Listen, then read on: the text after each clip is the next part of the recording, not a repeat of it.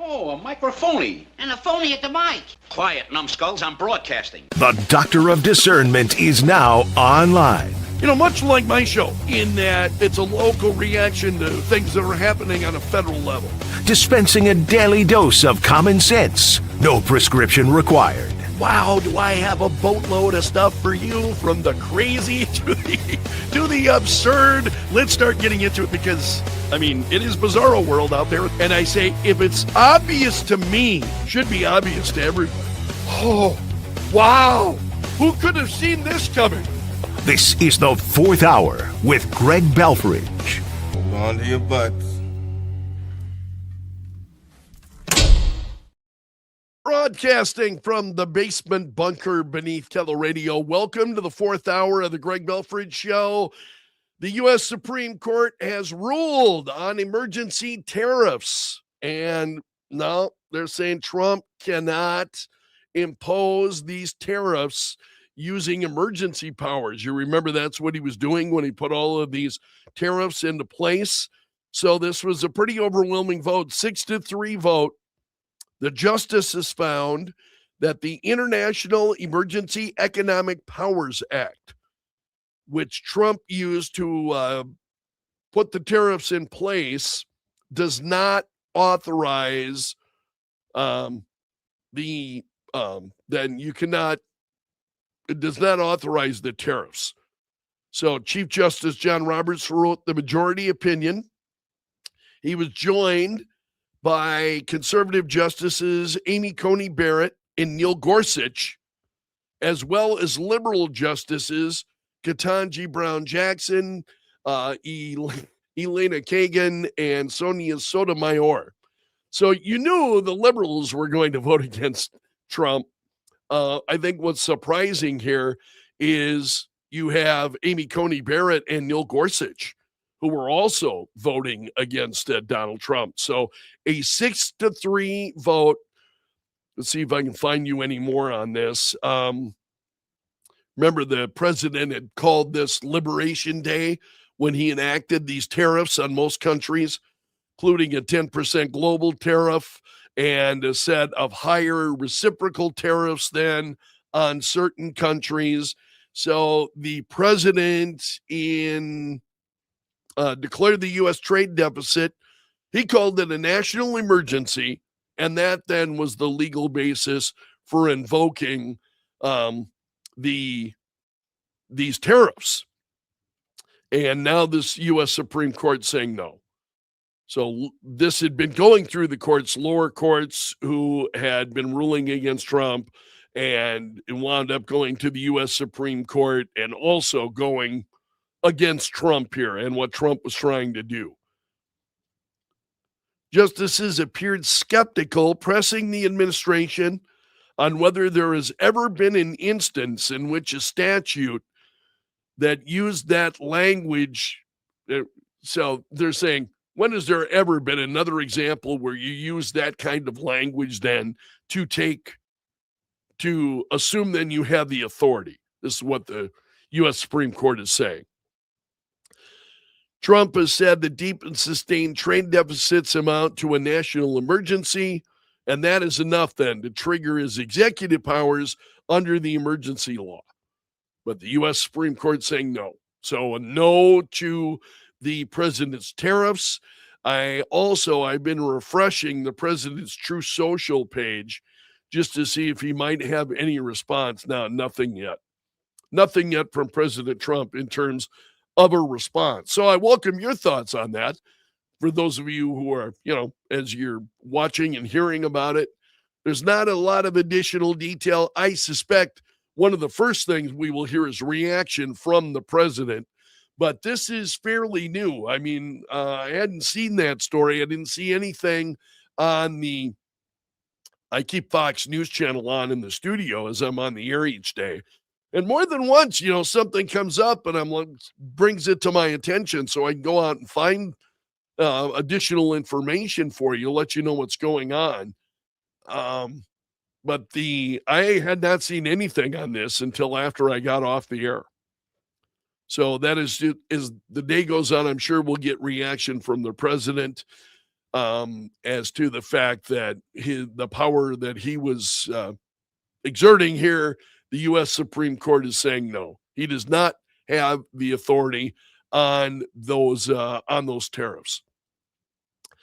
Also, and I noticed in the comments, a number of you were commenting on what I was talking about near the end of the program this morning with these hundreds of students that were suspended. Over 300 students in one. This was in one school district in Virginia. And now I see The Hill has got a story on this as well. Hundreds of K through 12 students across the country have received detention or suspension after participating in classroom walkouts to protest ICE. These are called anti-ICE or ICE out walkouts. These have increasingly popped up. Experts say leaving school grounds is not a form of protest that is protected under the First Amendment for students. So you cannot, on your own, we're protesting, you cannot get up, walk out. It's just, you can't do it. It's, excuse me here for a moment. That cough is still dogging me. I'll be hoping that I heal up over the weekend. Feeling better, but still you can still hear it in my voice. Anyway, experts are saying you can't just decide that you're going to get up and walk out of class. You just can't do that. It's just absolutely. So Oklahoma Governor Kevin Stitt said, I applaud the superintendent, Mustang superintendent, Dr. Charles Bradley, for suspending 122 students who walked out of class to protest. He said, young Oklahomans, free speech is sacred, but truancy robs your future. Stay in school, build skills, make your voice heard responsibly. I think that's the key. Responsibly. Do things responsibly. That's unfortunately not the culture that we live in right now. I mean, day in and day out, we do not see people behaving responsibly. You don't. I mean, I think you see it in your everyday life, but I mean, in the news, you've got people who are just going off the deep end everywhere you look. So, one student who participated in a walkout at King High School in Tampa, Florida, said his mom has some great friends and they worked hard every day and they unfortunately got deported for no reason. So therefore, I guess you're entitled to walk out of class. First of all, nobody is deported for no reason. Nobody is deported for no reason. You are deported because you're in the country illegally. Maybe you've committed other crimes before you came to this country. Regardless, you're in the country illegally. No one is getting deported for no reason. So that is what I would expect the brain power of a high schooler to be able to tell me, and so therefore feeling that they are justified in getting up and walking out of class. All of the repercussions of all of this. Now the left doesn't care. They don't care. I think they want that. They encourage this kind of stuff, this kind of behavior, this lawless behavior. I think there are more sinister plans that are in place behind it. So they're encouraging all of this kind of nonsense versus folks like me who are very much law and order and let's play by the rules. And absolutely, I respect you have the right to protest and I will respect your freedom to be able to do that. It doesn't mean you just get to get up, walk out of class. I mean, it really, I think, underscores how poorly kids are being prepared for reality when they don't understand that. I always understood when I was young, I did stupid stuff. I don't want you to think that, believe me, anybody who knew me in those days will testify. They'll, they'll tell you, yeah, he was not the doctor of discernment when I knew him. Oh, no. So there are a lot of folks who would say that. I think we all understand that. But even when I was young, the idea that I could just get up and do whatever and walk out of class. And I'm not saying I didn't leave class, but when we did it with the expectation that we may get caught, right? Right? Like we would, and when we did it, it's like, I mean, we're gonna get it. We're gonna take off. We're gonna go get lunch. We're gonna. This at the old Washington High School downtown, with the Washington Pavilion. So the old Washington High School, yeah, we're gonna take off. We're gonna go get something to eat, and we'd run over to Hardee's on.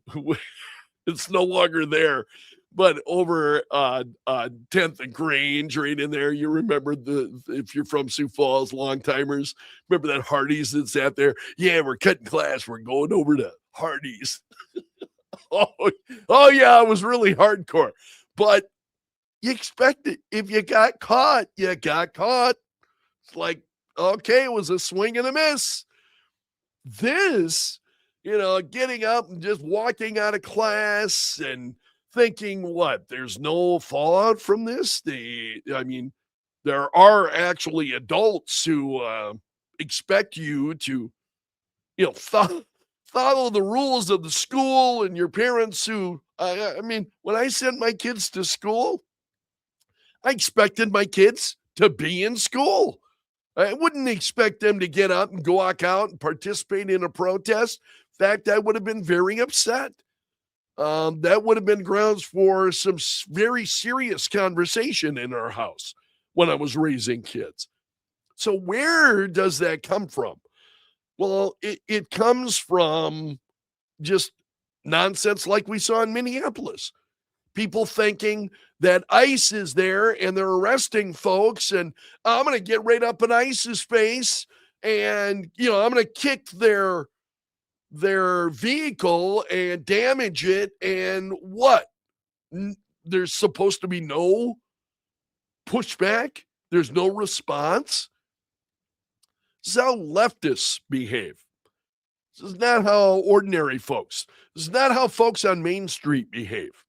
I mean, folks on Main Street, we disagree. We do not all have the same point of view, but we're not out there with this. So it's just incredible. Let's see what's this piece at the Hill. I'm going to go back to the piece. Experts say the First Amendment protects the students' right to protest in schools through clothing or other non-disruptive ways. And there's court language then supporting that. So you want to protest in school, then you get a nice out t-shirt, or you get some other, and you wear that to class. And it's like, okay, everybody today, we're all wearing our ice out t-shirts. You do that, you're within the law. You decide that you're just going to walk out of class, and then, as I mentioned on the air this morning, after this so-called protest, and I don't know what it was that inspired is apparently more lawlessness, because police had to be called to in Virginia. Police had to be called to direct traffic, that they were out there blocking traffic and whatnot, and all kinds of kids out there. And then when the protest was over, they didn't go back to school. Oh, they went to the mall. They went to other places. There were a few that decided, oh, yeah, we are going to go back in school. Some of them caused disruptions in class. Again, you don't have the right to behave like an ass, folks. I think a lot of us understand this. It's just frustrating when you see this playing out and more people who participate. So Students could wear T-shirts, they can wear armbands, they can wear buttons, they can write for the student newspaper, they could whatever. If it's after school hours, hold a demonstration. You got the right to do that. You do not have a right to walk out of class whenever you feel like it because we organized a protest. Too bad, so sad. You've got to be in school. So I'm not. What do you do in a situation like that? I think school districts are doing the only thing they can do. There's suspending students for a short period of time, letting them know, hey, it's not acceptable what you did. You cannot behave that way. And I think parents have got to support that. I don't think kids would be doing that if parents made it very, very clear to their kids, hey, when you are at school, you are following the rules. And when you're at school, you are at school. You do not leave school for any reason. Unless you talk to me, they're just, but what's happening, it's crazy. Also, the Hill says there are safety concerns. Well, you can imagine, you get students leaving school, no adult supervision, students leaving school, being supervised by whom?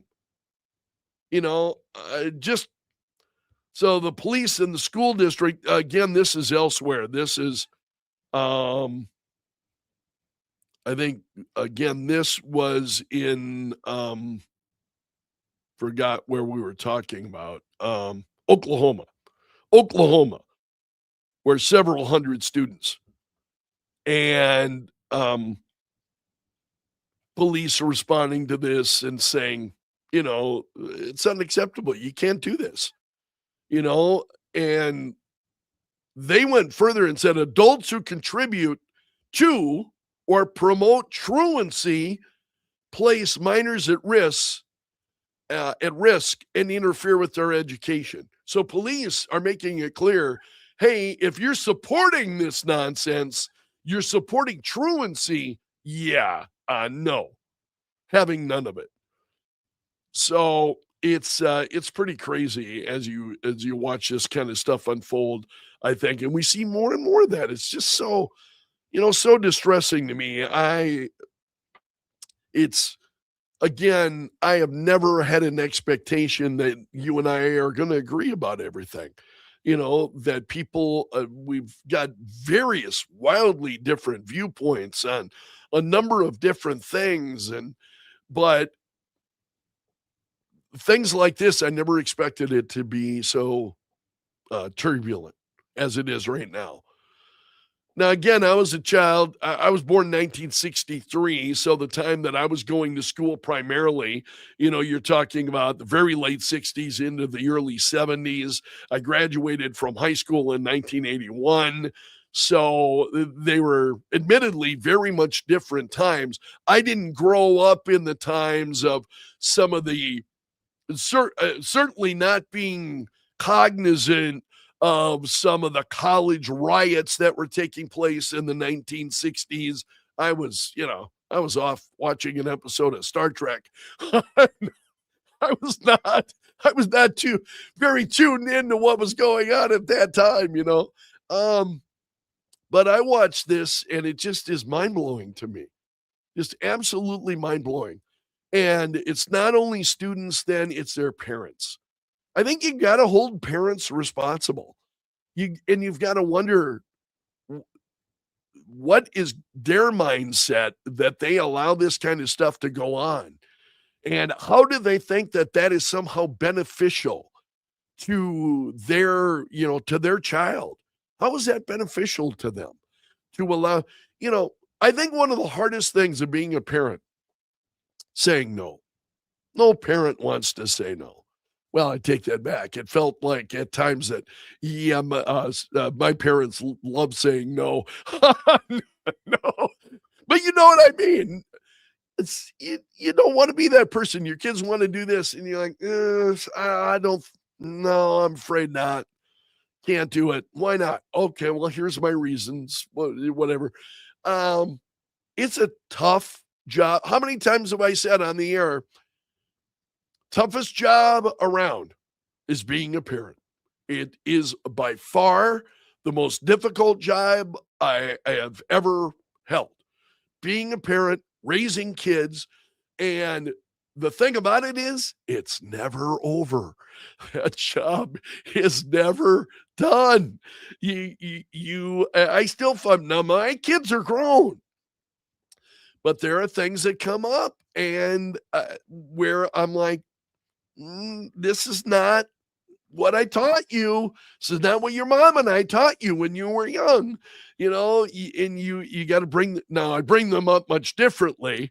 They don't live under my roof and it's like, hey, you want to live at, none of that kind of stuff. Now you can have a conversation with them where when they're young, it's like sometimes it's no is no. And I'm not going to get into an argument with you. No, you're not doing that. Now they're adults. They can understand. We can have a conversation. We can reason with each other. But just walking out of school, that whole thing, where are those parents on that? I think that those are parents being AWOL, or absolutely AWOL, allowing when it comes to parenting their children. I've said this many times on the air over the years. These people who want to be a friend to their kids, and you want to be friendly with your kids. You want to be friendly with their friends. You want them to grow up in a friendly, welcoming kind of environment, very friendly, but considering myself as my child's friend, no, I'm their parent. I am their parent. And if the parenting goes well, hopefully, God willing, one day I'll be their friend. One day my kids will look at me, I hope, as their friend. I believe mine do. My youngest is 22, I think. I'm not good at keeping track of birthdays, including my own. So I think she's 22. She's my youngest. And I think I am friends with my kids, but when I was raising them, when they were home, I never felt like, okay, my responsibility is to be a friend to no, I want to be supportive.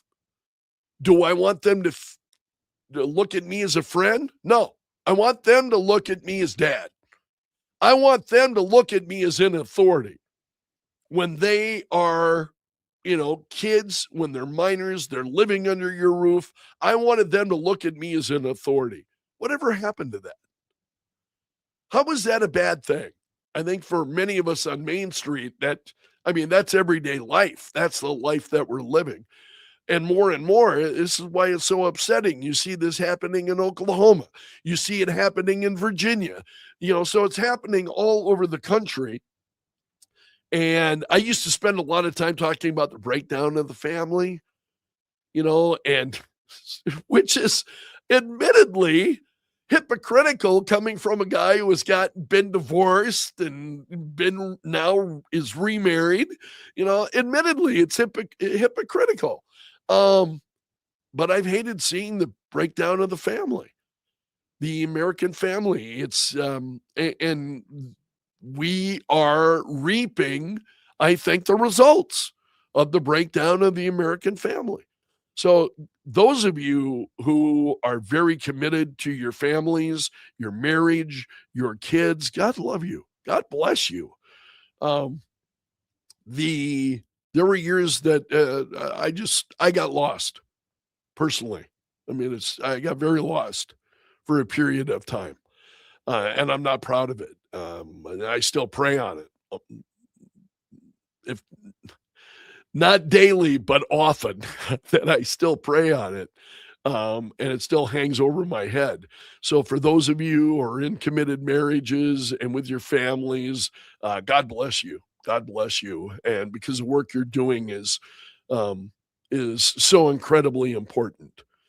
I'm going to leave it there for today. Thanks so much for letting me join you, not only today, but this week. Hope you'll be back next week. You have made it to the end of the video, so congratulations. You're part of my gallery of champions. Special salute to the Bunker Brigade. Those are the folks that are commenting on YouTube, and I've seen a number of comments clicking by here. Thanks to all of you, whether it's your phone calls, your emails, your comments on YouTube and Facebook. Couldn't do this without any of you.